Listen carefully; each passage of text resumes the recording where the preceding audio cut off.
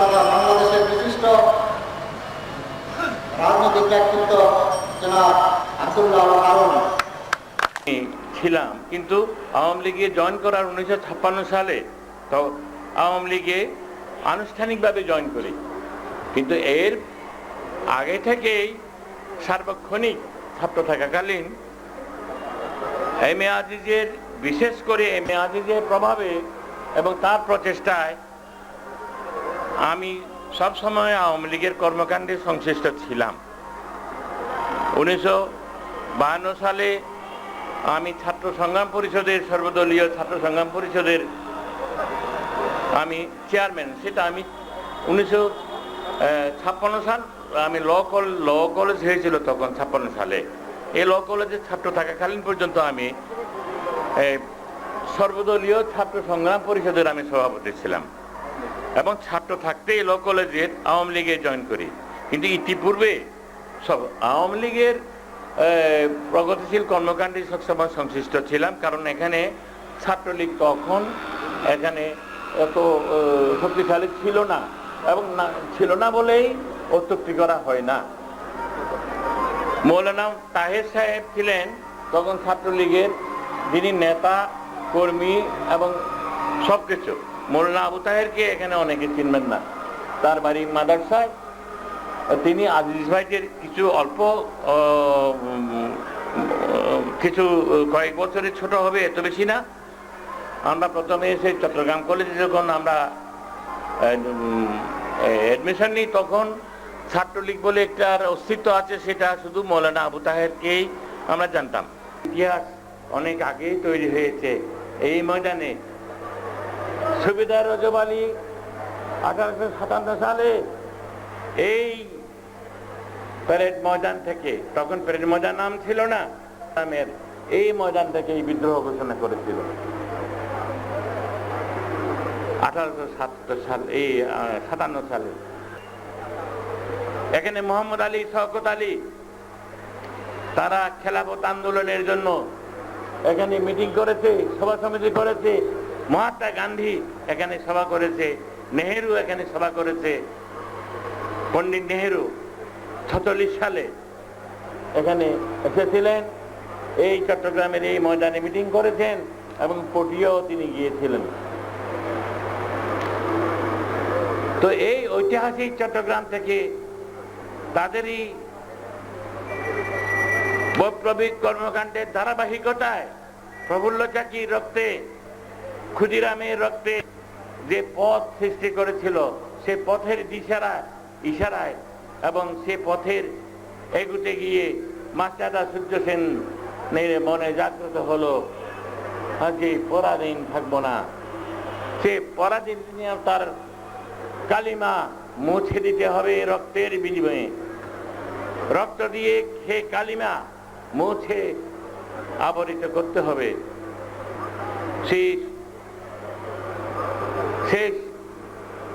সেই যুদ্ধে, জালালাবাদ যুদ্ধে মাত্র 63 জন যুব কিশোর সঙ্গী নিয়ে মাস্টারদা সূর্য সেন এই পৃথিবীর একটি মহা সব কাজে শক্তিশালী একটি দেশের বিরুদ্ধে সশস্ত্র যুদ্ধে অবতীর্ণ হলো এবং সেই যুদ্ধে জয়ী হয়ে 4 দিন চট্টগ্রামকে স্বাধীন রেখেছিল। সেটাও আমার মায়ের ভাষাকে কথা বলতে দেবে না। আমি যে ভাষায় কথা বলি, আমার বাউলেরা যে ভাষায় গান গায়, আমার সাম্পানওয়ালারা ও মাঝিরে করে যে ভাষায় গান গায়, তাদের গান গাইতে দেওয়া হবে না। প্রথমাস্ত্র ভাষার উপর আন্দোলন, বিরোধিতা, ভাষার বিরোধিতা।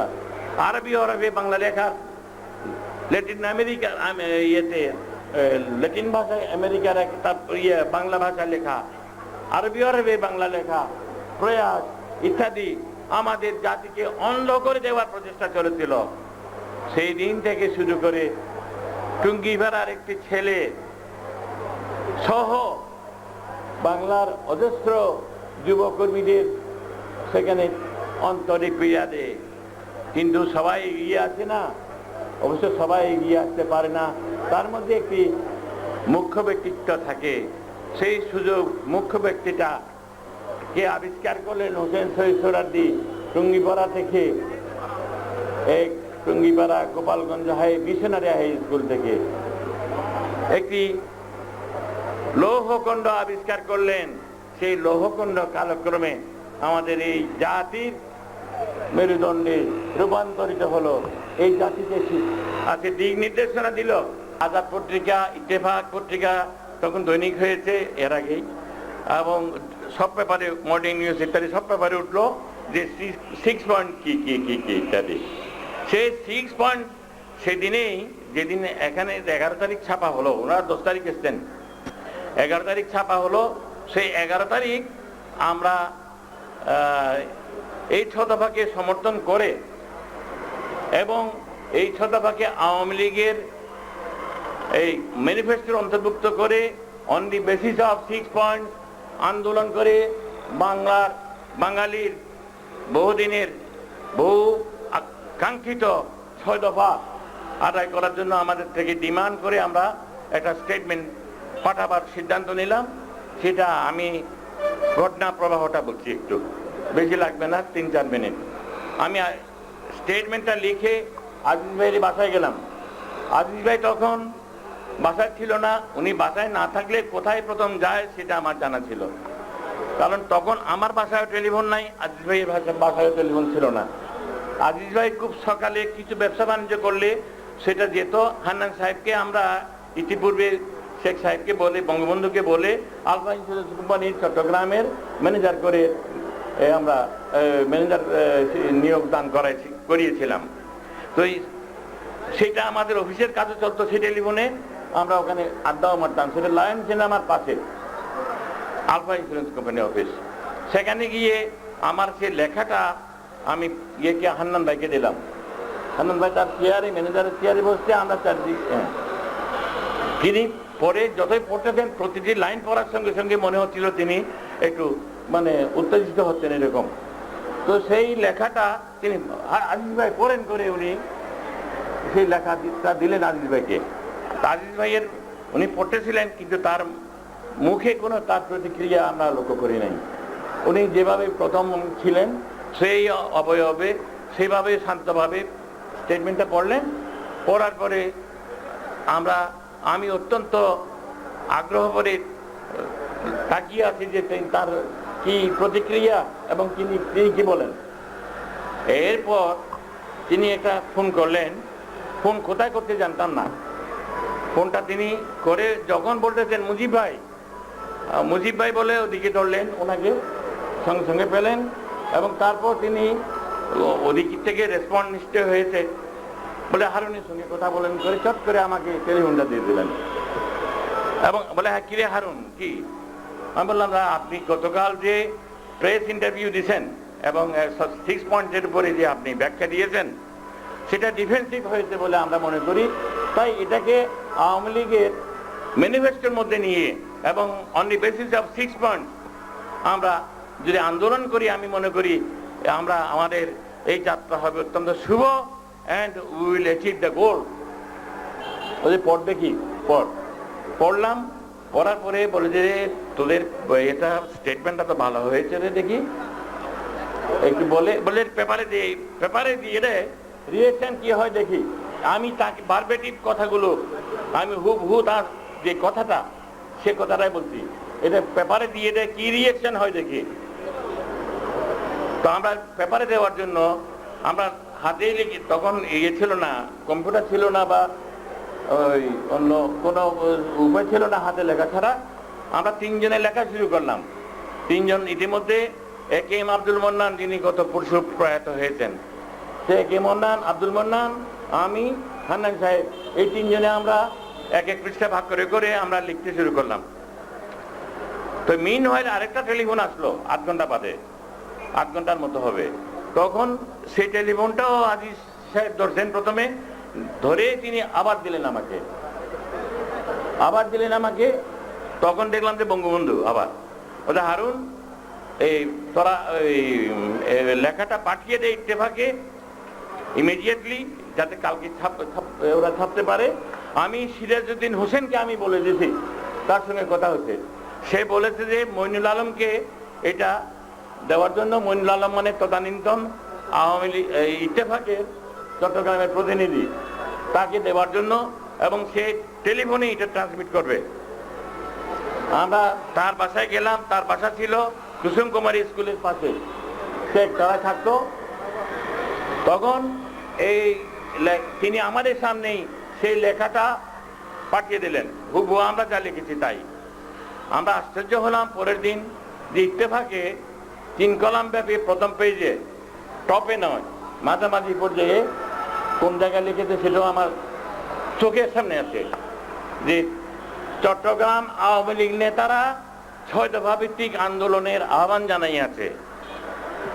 প্রথম হেডিং। এটার পরের দিন এটার উপরে একটা রিজাইন্ডার আসলো। ফকির আব্দুল মান্নান, কনভেনশন মুসলিম লীগের সেক্রেটারি, এবং শামসুলহুদা চৌধুরী, ভাইস প্রেসিডেন্ট কনভেনশন মুসলিম লীগের, একটা রিজাইন্ডার দিল যে এটা একটা সিজিশনিস্ট প্রোগ্রাম, এটা পত্রিকায় ছাপতে দেওয়া উচিত নয়। সেটা রিজাইন্ডার আবার দিলাম চট্টগ্রাম থেকে। পরের দিন, একদিন বাদে আবার উঠলো, সেটা দিল আব্দুল হাই বলে, আপনারা জেনে দেখবেন, আব্দুল হাই বলে একজন বরিশালের লোক, সে ছিল প্রাদেশিক আইনমন্ত্রী। সে এটা রিজাইন্ডার দিল তারপরের দিন। তো সেটার উত্তর আমরা চট্টগ্রাম থেকে দিলাম। এরকম চট্টগ্রাম ভার্সাস কনভেনশন মুসলিম লীগ 16 তারিখ 17 তারিখ দিয়ে স্টেটমেন্টটা দিলাম। সেদিন ইত্তেফাক মানিক মিয়া যে একটা রাজনৈতিক মঞ্চ লিখতেন, আপনাদের আমি মনে করি বয়স্ক, আপনারা যাদের বয়স 45-এর কমে কেউ নাই এখানে, আপনাদের জানা আছে রাজনৈতিক মঞ্চ লিখতেন মানিক মিয়া। তো তিনি সেখানে লিখলেন, সেই রাজনৈতিক মঞ্চে লিখলেন, চট্টগ্রাম আওয়ামী লীগ নেতাদের বিবৃতিকে কেন্দ্র করে সারা দেশে একটি ভিন্ন ধর্মী রাজনৈতিক প্রক্রিয়া লক্ষ্য করা যাইতেছে। ইত্তেফাক শুদ্ধ ভাষায় লেখে যাচ্ছে, এটা লিখে নাই। চট্টগ্রাম আওয়ামী লীগ নেতাদের বিবৃতিকে কেন্দ্র করে সারা দেশে একটি ভিন্ন ধর্মী রাজনৈতিক প্রক্রিয়া লক্ষ্য করা যাইতেছে। আরো কিছু লিখেছে, শেষে লিখেছে, আমাদের এখনো মন্তব্য করার সময় আসে নাই, সময় আসলে আমরা আমাদের মন্তব্য বক্তব্য দেব। তারপরে আমার ওই দিন 17 তারিখ একই দিনে 4টার সময় এই কুণ্ডেশ্বরী ওষুধালয় আছে আন্দরগিল্লায়, জানেন, সেই টেলিফোনে ওনাকে দিয়েছিলাম যে আমাদের কন্ট্যাক্ট করতে হলে কোন টেলিফোনে করবে। সেই 17 তারিখ ফেব্রুয়ারি মাসের টেলিফোন করলেন আমাকে, ওরা এখানে বাসায় খবর দিল। আমি গেলাম, বলে আমি আজকেও খুঁজছি, তাকে বলবে যে আগামী 25 তারিখে 25শে ফেব্রুয়ারি যে আমি চট্টগ্রাম থেকে লালদিঘি ময়দানে এই 6 দফা ফরমালি আমি জাতির কাছে উত্থাপন করব, সেদিনই বিশ্লেষণ করব। শেষ হয়ে গেছে। এবং সেদিনই আমি প্রথম বললাম মুজিব ভাই, তখন মুজিব ভাই ছিল, মুজিব ভাই বলতাম, মুজিব ভাই এটা ময়দান, এটা কি এখন প্রেজেন্ট আছে যে নট রেস কোর্ট, এটা কি হ্যাঁ পল্টন ময়দান, পল্টন ময়দানে দিলে ভালো হতো না? তিনি বললেন যে না, তিনি একটা কথা বললেন সেটা এখন বলছে না, পল্টনে দিলে ঠিক হবে না। তো চট্টগ্রাম তোমরা মোর কনসাস এন্ড অর্গানাইজ, চট্টগ্রাম থেকে আমি এটা দিতে চাই, এই কথাটা বললেন। যে চট্টগ্রাম 12 আলিয়ার দেশ, চট্টগ্রাম সূর্য সেনের দেশ, এই দুটা কথা বললেন। লাস্ট আমি এখান থেকে আমার যাত্রা শুরু করার জন্য তোরা বাধ্য করে দিস, আমি এখান থেকে শুরু করতে চাই। পরে 25 তারিখে এই 6 দফা লালদিঘি ময়দানে দিল। সেখানে ইয়াকুব আলী কবি তার কবি গান গাইল, শুনো বন্ধুগণ 6 দফারই শুনো বিবরণ। এই 6 দফা আছে বাঙালির, যাক যেটা এই শুরু, এই ইয়াকুব আলী এই 25 তারিখ এই 6 দফা দিল। এর থেকে 2 মাসের মধ্যে, মানে তার মাঝখানে এর পরে গেল মাত্র মার্চ মাস, এপ্রিল মাস, মার্চ এপ্রিল, এই মে মাসের 8 তারিখে বঙ্গবন্ধু 8 জন, আরো 7 জন বঙ্গবন্ধু সহ 8 জন সহকর্মী সহ তিনি গ্রেফতার হলেন। চট্টগ্রামে ছিল 2 জন, মেয়াদিস এন্ড জোহরাম চৌধুরী, সেই গ্রেফতারের পরবর্তী পর্যায়ের মধ্যে অনেক ইতিহাস আছে। এক সময় ৬৭ দিকে শেষে যে ৬৮ দিকে ঘটনাতে এই আগরতলা ষড়যন্ত্র মামলা হলো। সেই আগরতলা ষড়যন্ত্র মামলা থেকে এই স্বাধীন বাংলাদেশের আরেকটি নতুন প্রতিচ্ছবি আমরা দেখতে পেলাম। সে আগরতলা ষড়যন্ত্র মামলার সাথে জরুরকের মৃত্যুকে কেন্দ্র করে সে আগরতলা ষড়যন্ত্র সারা বাংলাকে বিক্ষুব্ধ করে তুলল এবং বঙ্গবন্ধুকে নিঃশর্তে তখন তাকে মুক্তি দিতে আইয়ুব বাধ্য হলো। এটা আপনারা জানেন। আইয়ুব খানকে পদত্যাগ করতে হলো।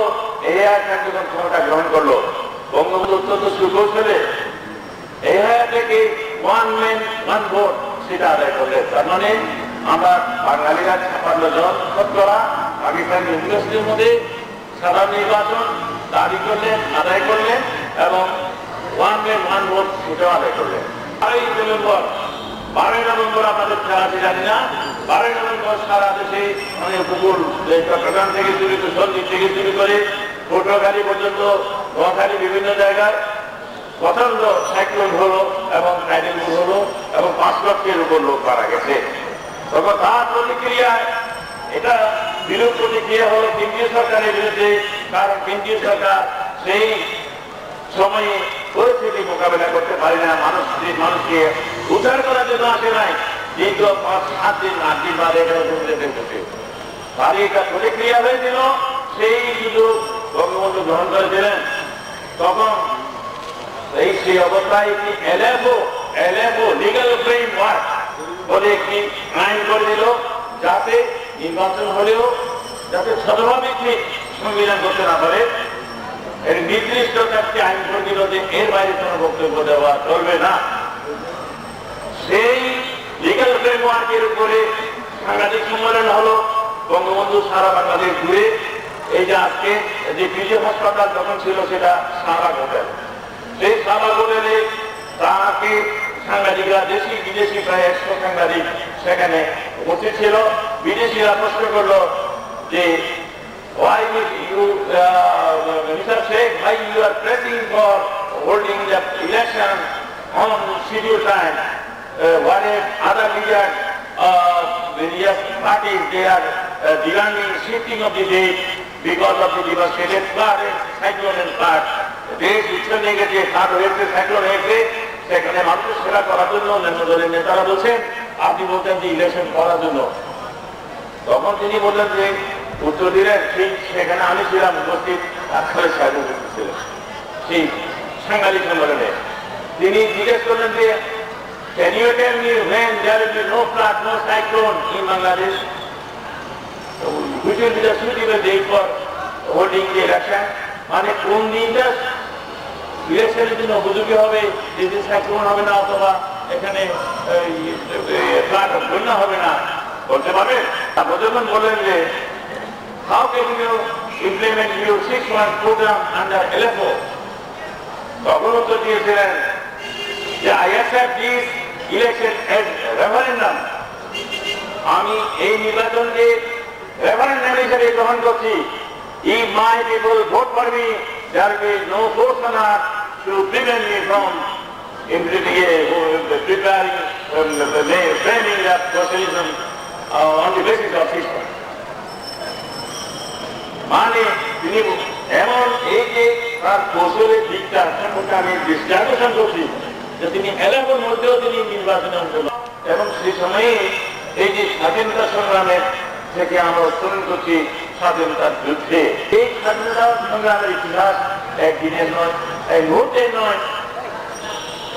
ক্ষুদিরাম ভারতের দোষীরাম থেকে সূর্য সেন থেকে শুরু করে হাজার হাজার ৮৫,০০০ এই উপমহাদেশের লোক ফাঁসি কাছে জীবন দিয়েছে শুধুমাত্র এই স্বাধীনতার জন্য এবং বাংলাদেশের স্বাধীনতার জন্য ৩০ লক্ষ মামুন তারা আত্মহত্যা দিয়েছে। আজকে বর্তমান বাংলাদেশের এই যে সেই স্বাধীনতা প্রাপ্ত সেই স্বাধীন দেশের চেহারা আজকে পরাধীন আবার গ্লানিমায় আজকে